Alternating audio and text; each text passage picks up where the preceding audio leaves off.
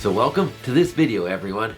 On this adventure, we're going to go to one of my favorite places locally to ride. We're going to go to State Gamelands 57, just outside of the little town of Noxon, or if you come in from the other side, just past Jameson City or Ricketts Glen State Park. This Gamelands is beautiful and gives you that super desolate feeling of being out in the wilderness.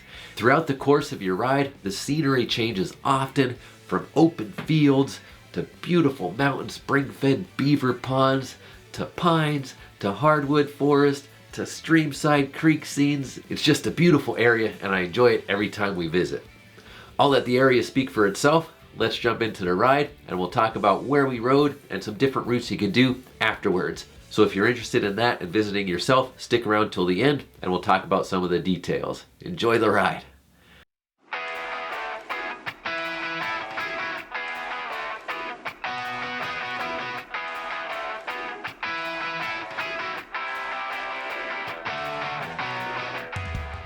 So we packed up, headed out towards Gamelands 57, passing through the lovely little town of Noxon on our course to Cider Run.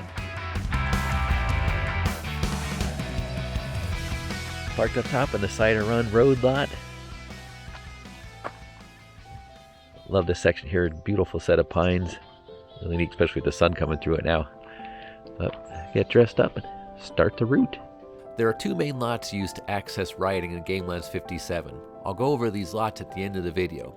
For this trip though, it was during hunting season, so we were able to drive up farther as the gates were open on some of the roads. Love it up here too. It has to be one of the quietest places, especially when you get in these pines here.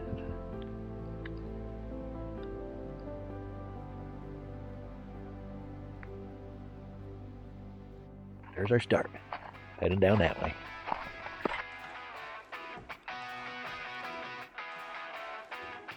So our ride started with a left-hand turn out of the lot onto Cider Run Road, where we briefly went up to a right-hand turn onto a Pome Brook. Our route for this trip was to resemble a lollipop, where Pome Brook would be the stick, and we would make a loop off of that. Definitely gonna get dirty today. I think this area, just like our house, had about 2 inches of ice / snow that just started melting this week, so some left over. The rest is melted. Making some mud.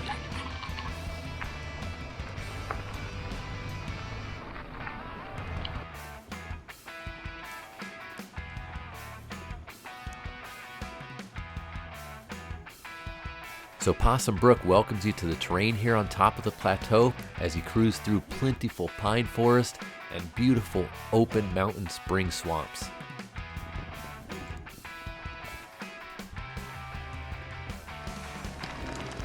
Oh man.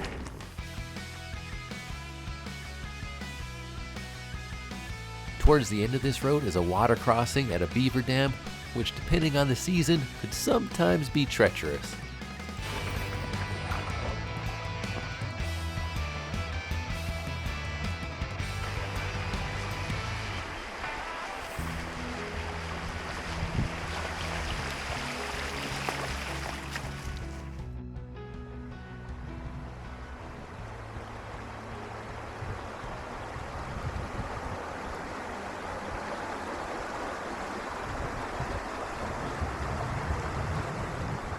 Finishing Pome Brook, we hit a T intersection where our lollipop is going to start. Now we're at the three-way Pome Brook that we just came from. Straight ahead, we have Shale Pit Road, and to the left, we've got Beach Lake. Son of a beach. Going to the beach. You always wanted to go to the beach. Real one. It is real. So this is where we're going to start our lollipop. So we're going to go up to the left and then we eventually come back to Shale Pit. So Beach Lake Road continues the theme of taking you by some beautiful mountain water scenes on its way towards Beach Lake.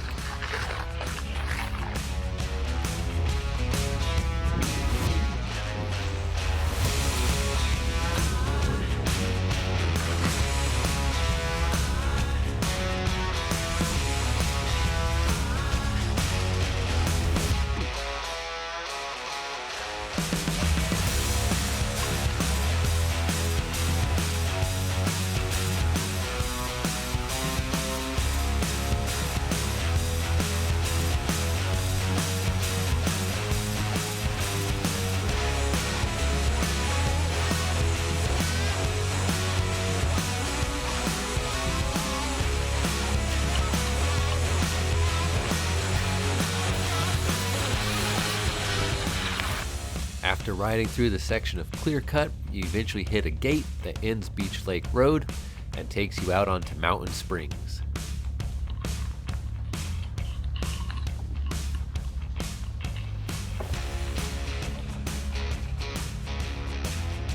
And Mountain Springs starts off with, of course, some more beaver ponds.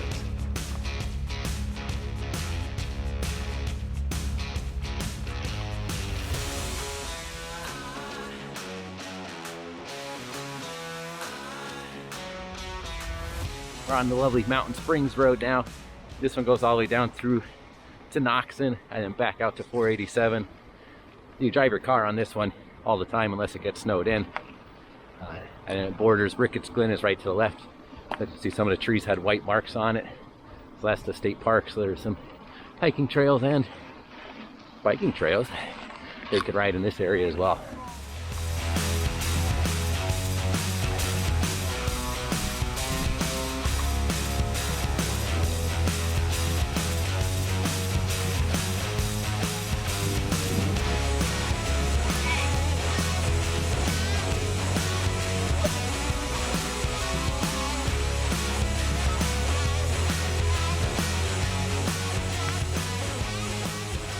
Here's the aforementioned Ricketts Glen. So you get into the Cherry Run Trail from over here as well. Labeled red, multi-use. Finishing up our time on Mountain Springs Road. We're right about at the intersection where it comes out to 487. So we're gonna hang a right. And this guy's gonna take us back towards the Shale Pit Road to do the rest of our lollipop. Right, turning right there. If you go out straight here, you'll hit 487. There's a little rock monument here. So if you're familiar with 487, you might remember seeing the signs for that. So that's where this section is. We're going back through this stretch. You know, gravel is good when they have to gate it. Oh, bye if you ever come through here too. Watch, this guy is sharp. This road takes you by the one Game Commission maintenance building. Then you go right by the one nice neat beaver pond up here. And it's a gradual cruise through some swamp type land, but just like the other roads up here. Beautiful, of course. So here's the maintenance buildings. So this is Southbrook Road, which we're going to take to a T where it intersects Shale Pit Road. We're going to make a right there to finish off our lollipop, but another option for a loop is to continue straight, and it'll take you down to Mahoopany Creek, and you can do a lovely climb up the meat climb. I'll talk about that at the end of the video.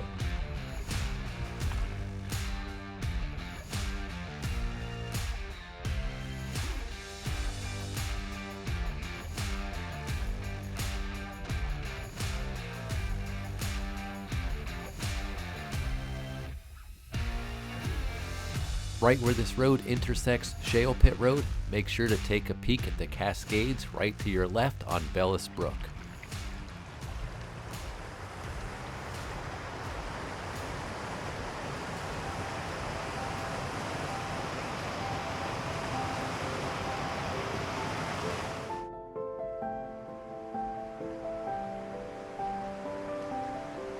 There she goes. Alright, so it's the intersection from that road came in past the Game Commission maintenance buildings. You could go straight, and that's a lovely downhill all the way down to Mahoopany Creek, and then you take the meat climb back up, which will get us back to the car. We're going to stick up top today though, so we're going to take Shale Pit back towards that other T intersection or three-way intersection where we started the lollipop loop up here, where Beach Lake intercepts Pome Brook. This road's beautiful as well. Let's go. So having the title of Shale Pit Road, you may think that this sector is going to lack some in the beauty department, but I can tell you that it does not.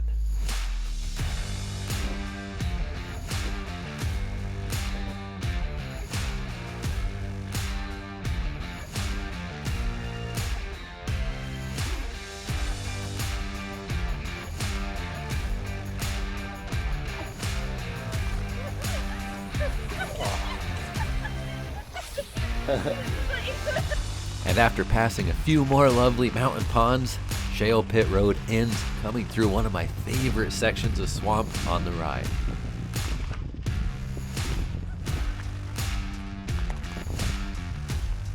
This section always offers fantastic scenes, no matter the season.